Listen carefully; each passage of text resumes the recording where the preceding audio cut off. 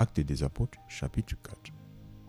Et comme il parlait au peuple, les prêtres et le capitaine du temple et les Sadducéens vinrent sur eux, étant navrés qu'il enseignait le peuple et prêchait la résurrection d'entre les morts par Jésus.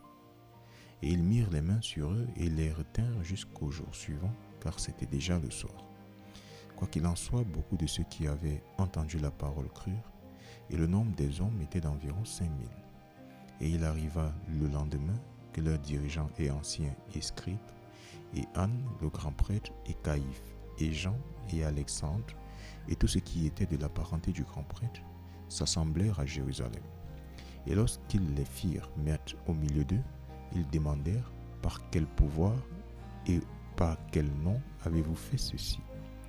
Alors Pierre, rempli de l'Esprit Saint, leur dit, vous, dirigeants du peuple et anciens d'Israël, si aujourd'hui nous sommes examinés pour la bonne action faite à l'homme perclus, par quel moyen il est rendu bien portant, qu'il soit connu à vous tous et à tout le peuple d'Israël, que par le nom de Jésus-Christ de Nazareth que vous avez crucifié, que Dieu a ressuscité dans les morts, c'est-à-dire par lui que cet homme se tient ici devant vous bien portant.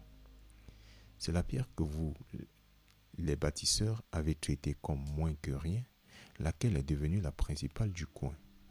D'ailleurs, il n'y a pas de salut en aucun autre, car il n'y a aucun autre sous le ciel donné parmi les hommes par lequel nous devons être sauvés. Or, ils virent la hardiesse de Pierre et de Jean, et perçurent qu'ils étaient des hommes sans instruction et simples. Ils furent surpris et ils reconnaissaient qu'ils avaient été avec Jésus. Et regardant l'homme qui avait été guéri, se tenant debout avec eux, ils ne pouvaient rien rétorquer à cela. Mais lorsqu'ils leur eurent commandé de sortir hors du conseil, ils conférèrent entre eux, disant, que ferons-nous à ces hommes? Car effectivement, il est manifeste à tous ceux qui demeurent à Jérusalem qu'un miracle notoire a été fait par eux, et nous ne pouvons le nier. Mais afin que cela ne se répande pas davantage parmi le peuple, menaçons-les strictement qu'ils ne parlent désormais à aucun homme en ce nom-là. Et ils les appelèrent et les commandèrent de ne plus parler ni d'enseigner en aucune manière dans le nom de Jésus. Mais Pierre et Jean répondirent et leur dirent, s'il est bon à la vue de Dieu de vous prêter l'oreille plutôt que Dieu, jugez-en. Car nous ne pouvons que parler des choses que nous avons vues et entendues. Ainsi, lorsqu'ils les eurent menacés davantage, ils les laissèrent aller, ne trouvant pas comment ils pouvaient les punir à cause du peuple, car tous les hommes glorifiaient Dieu pour ce qui avait été fait, car l'homme sur lequel avait été faite cette miraculeuse guérison avait plus de 40 ans.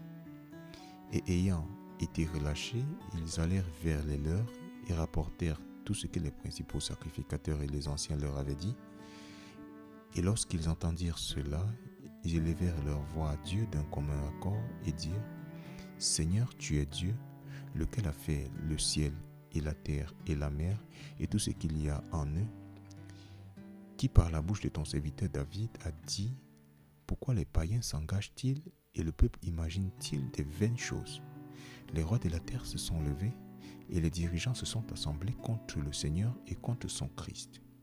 Car en vérité, ton saint enfant Jésus que tu as oint, tous deux héros des Ponce Pilate avec les gentils et le peuple d'Israël se sont assemblés pour faire ce que ta main et ton conseil avaient déterminé d'avance devoir être fait. Et maintenant, Seigneur, regarde leurs menaces et accorde à tes serviteurs qu'ils puissent avec toute hardiesse prononcer ta parole, en étendant ta main pour guérir, et que des signes et des prodiges puissent être faits par le nom de ton saint enfant Jésus.